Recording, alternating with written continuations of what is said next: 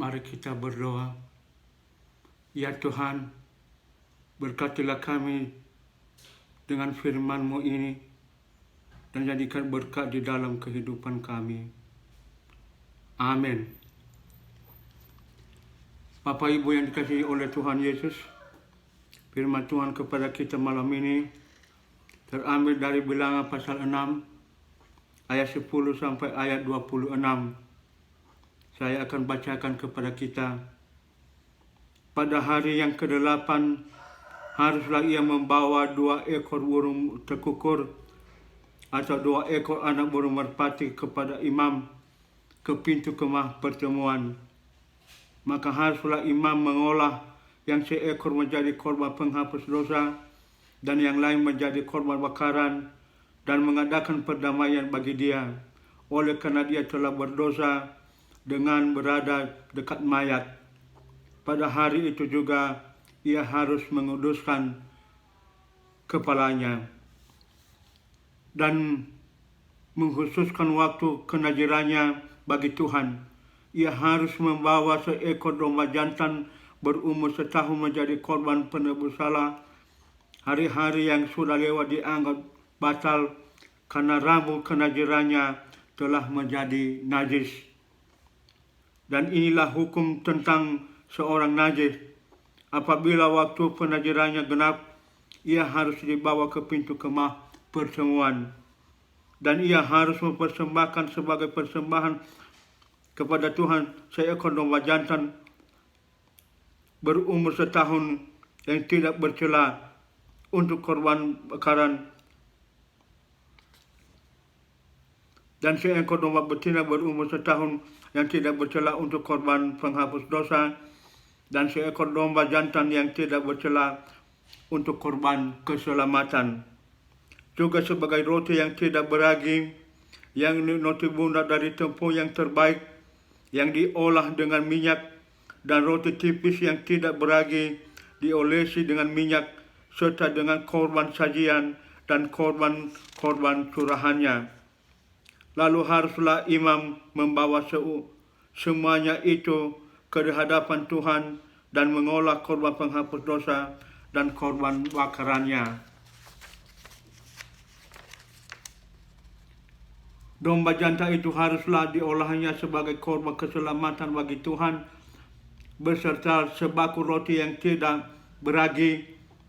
Itu juga harus imam mengolah korban sajian itu dan korban curahannya. Maka haruslah orang najis itu mencukur rambut kenajirannya di depan pintu kemah pertemuan, lalu mengambil rambut kenajirannya itu dan melemparkannya ke dalam api yang dibawa korban keselamatan. Imam haruslah mengambil paha depan domba jantan itu sesudah dimasak, dan 1 roti bunda yang tidak beragi dari dalam bakul dengan 1 roti tipis yang tidak beragi, lalu meletakkannya di atas telapak tangan orang-orang najis itu.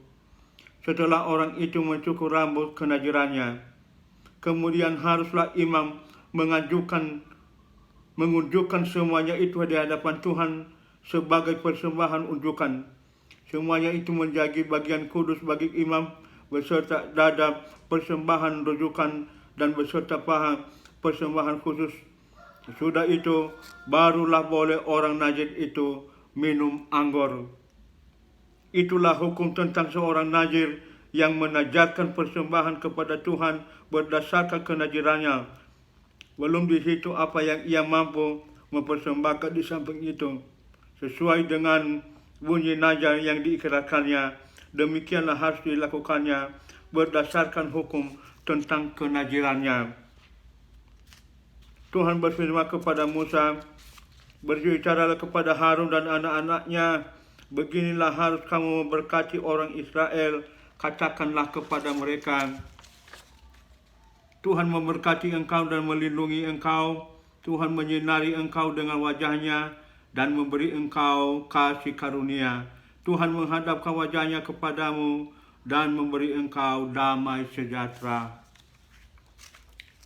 Bapak Ibu yang dikasihi oleh Tuhan Yesus, dalam firman Tuhan yang telah kita bacakan tadi, satu bagian yang menceritakan mengenai sebuah pekerjaan, sebuah panggilan yang dilakukan oleh umat Tuhan berdasarkan jawaban-jawaban yang diberikan kepada Tuhan sesuai dengan iman kepercayaannya.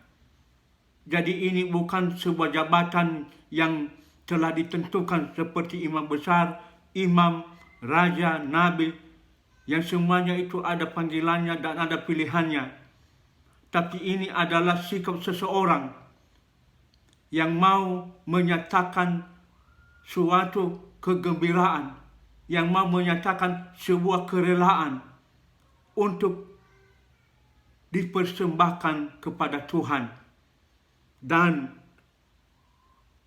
tugas itu disebut sebagai seorang nazir.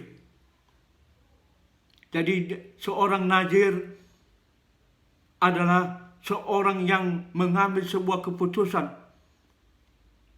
seseorang yang mengambil sebuah perkataan untuk dilakukan di dalam kehidupannya. Bapak Ibu yang dikasihi oleh Tuhan Yesus, itu sebabnya nazir itu kita akan temukan di dalam Perjanjian Lama dan juga di dalam Perjanjian Baru. Yang terkenal di dalam Perjanjian Lama itu adalah Simson. Karena sebagai seorang nazir, pertama ada pasangannya, yaitu tidak boleh minum anggur yang memabukkan. Kemudian dia tidak boleh dicukur rambut. Dan ketiga, dia tidak boleh kena mayat. Itu 3 larangan yang tidak boleh dialami oleh seorang nazir ketika dia telah menyatakan diri sebagai seorang nazir Tuhan. Nah, Bapak Ibu yang dikasihi oleh Tuhan Yesus, tentu ini tidaklah mudah. Kita lihat itu cerita mengenai Simson. Itu mulai dari kandungan.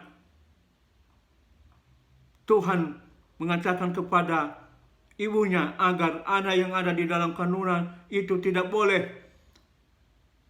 kena anggur, tidak boleh kena cukur, dan tidak boleh kena mayat. Karena dia dikhususkan oleh Tuhan untuk menyelamatkan umat Tuhan dari orang-orang Filistin.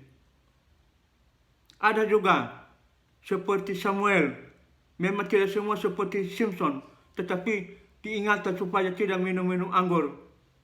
Absalom juga diingatkan supaya jangan mencukur rambutnya.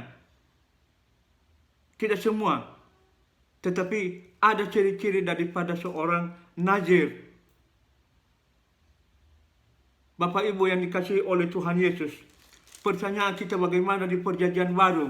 Itu terkenal dengan Yohanes Pembaptis. Dia adalah seorang nazir yang hanya makan belalang dan makan madu saja. Dan ada beberapa lagi yang disebut di dalam Perjanjian Baru yang tidak disebutkan namanya. Seperti kalau kita baca umpamanya dalam Kisah Para Rasul 18 ayat 18 atau 22 ayat 22. Memang tidak disebut nama-nama mereka di situ, tetapi dikatakan bersama dengan Paulus karena sudah dinajarkan. Bapak Ibu yang dikasihi oleh Tuhan Yesus, bagaimana jabatan itu dengan jabatan yang ada sekarang di dalam gereja kita? Agaknya untuk menjadi seorang nazir belum ada yang bersedia. Ada yang menjadi pendeta, ada yang menjadi guru jemaat, menjadi satuan yang keriso, ketua komisi. Tetapi syarat-syarat sebagai nazir tentu tidak dikenakan kepada mereka. Kalau dikenakan kepada mereka, tidak ada yang mau pasti. Ada, tapi mungkin tidak seperti yang sebanyak sekarang ini. Bagaimana dengan suster? Bagaimana dengan pastor?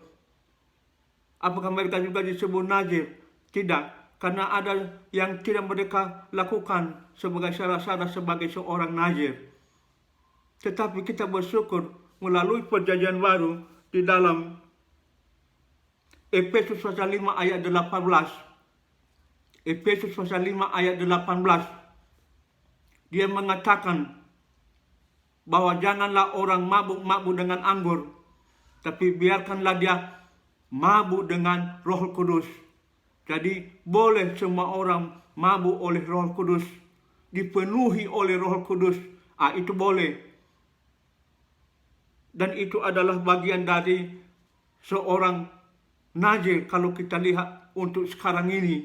Jadi masing-masing kita dengan tugas kita yang telah dipanggil oleh Allah, telah dipilih kita upayakan agar kita dipenuhi oleh Roh Kudus. Jangan sebagai seorang nazir, tapi dipenuhi oleh Roh Kudus. Karena sebagai seorang nazir, kita tidak mampu. Ya. Kemudian Bapak Ibu, kalau kita kembali lagi, nazir itu ada yang permanen, ada yang sementara, ada dalam jangka waktu tertentu. Artinya yang permanen itu dari lahir sampai dia mati. Nah itu akan susah sekali, apalagi pantangan-pantangan yang tadi. Nah oleh karenanya mungkin kita lebih menerima kalau disebut orang-orang percaya sekarang ini menjadi nazir, yaitu dipenuhi oleh kuasa Roh Kudus.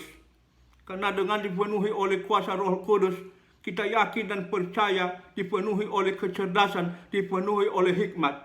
Coba lihat saudara Bapak Ibu. Di Surabaya kemarin merah, sekarang sudah warna lain.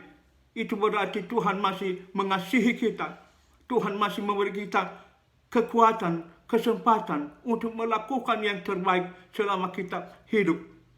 Dan itu adalah kita bisa lakukan hanya dengan kuasa Roh Kudus Tuhan. Mari Bapak Ibu, kita menerima kuasa Roh Kudus Tuhan di dalam kehidupan kita. Agar perkataan kita, agar pemikiran kita, agar tindakan kita dibangun di dalam Tuhan sebagai nazir-nazir Tuhan pada zaman-zaman akhir ini. Tuhan Yesus memberkati. Amin. Mari kita berdoa. Tuhan, terima kasih Engkau menunjukkan kami sebagai nazir yang hebat, yaitu dipenuhi oleh Roh Kudus. Kiranya Tuhan menolong kami agar Roh Kudus dia di dalam kehidupan kami, dapat kami cerdas dan berhikmah di dalam melaksanakan firman-Mu. Amin.